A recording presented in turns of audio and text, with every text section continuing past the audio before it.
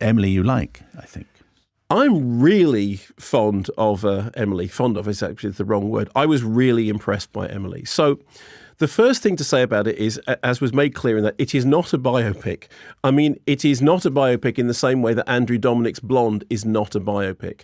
It's a film about a search for identity that happens to be based around the real life character of Emily Bronte, but it's not a biopic. It's an invention. It's an imagined film. And what I really liked about it was, I mean, it starts by laying out its table pretty clearly with Charlotte saying, "How did you write Wuthering Heights?"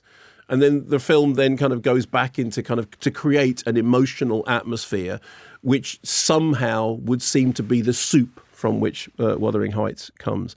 I think the film has a kind of fever dream fairy tale, which is a word that was actually used by Francis O'Connor. Gothic. I know it was funny when Francis O'Connor said some people said horror, but yeah, it's okay. I heard the hesitancy in that, but I'm sorry, I'm going to say it. There are elements of horror in it. It is a big sort of, fable-like fever dream about creativity, which takes certain details that we know to be correct and then invents the rest of them. I think it's really it's the blood courses through the veins of the film. I mean, you see very early on, Emily romping. I keep wanting to say, roll and fall in green because it's the Kate Bush thing, but the early scenes of her and Bramwell experimenting with his vices, his pupil dilating vices, when suddenly the palette of the film goes into these oversaturated hues. There's an early scene in which she's running there and she's brushing her hands against the trees and the moss and the brickwork, which I think it's very tactile. I thought the point that you made about the sound design was really on the money. And the sound design really reminded me of Lady Macbeth, which was a film that was very much about indoor and outdoor. The silence of the indoor in which you can hear breath, and then the outdoor in which what you hear is the sound of the wind. Of course, the thing that I loved is the scene that you referred to of the mask, which for me is absolutely... reminds me of, Kaneto Shindo's Onibaba, which is one of the scariest films ever made.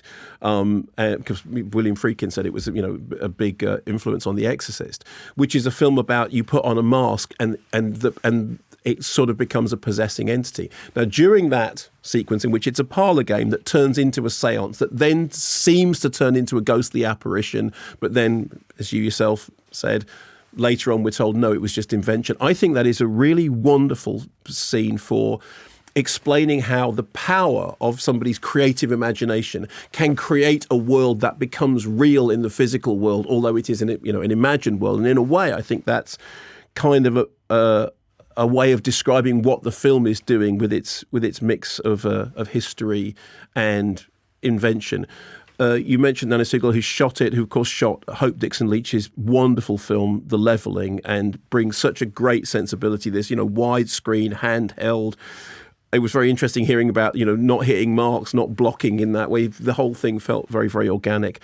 I thought Emma Mackey was terrific. I mean, I'm not familiar with Sex Education. I know everybody else is, but I just thought she was terrific in this. I absolutely bought into it. I was reading an interview in which the character was described as being, almost like a goth. And I like the fact that what it does is it takes someone who we've always thought of historically as being shy and reclusive and introverted and kind of turn that, no, it's a sort of goth thing. It's the fact that I don't fit in is a strength. It's not a weakness. It's not willing to fit in. I don't want to be part of this. The one thing that I do think is really important for me is that there is a sort of, you talked about this, there's the whole thing about the romance in inverted commas with the new curator, who's a real life character Mr. Waitman, who walks in the rain and communes with God like that. And you've said that historically he's been kind of connected more with Anne.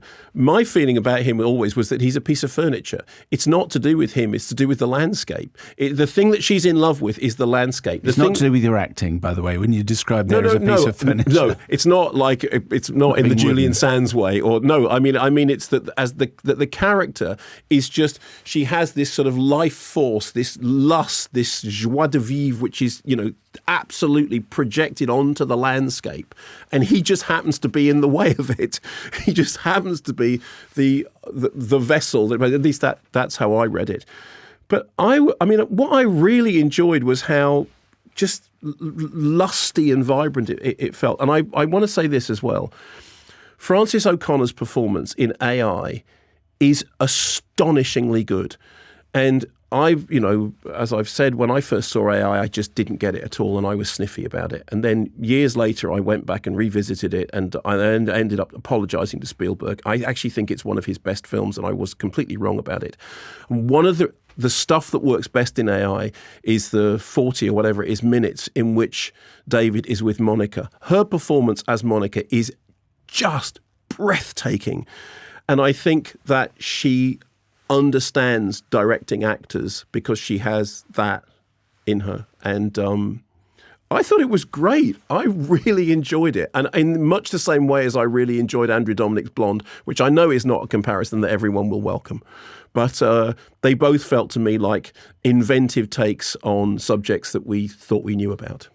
Excellent. So that's Emily, and that's out in cinemas this week. Thanks for watching this video. We hope you like watching it as much as we enjoyed recording it. Why not check out these videos while you're here? To be up to date on all things Kermode and Mayo's Take, follow us on our socials. They're all here below. I mean, why wouldn't you? I would, in fact. Yes, so did I. Yeah.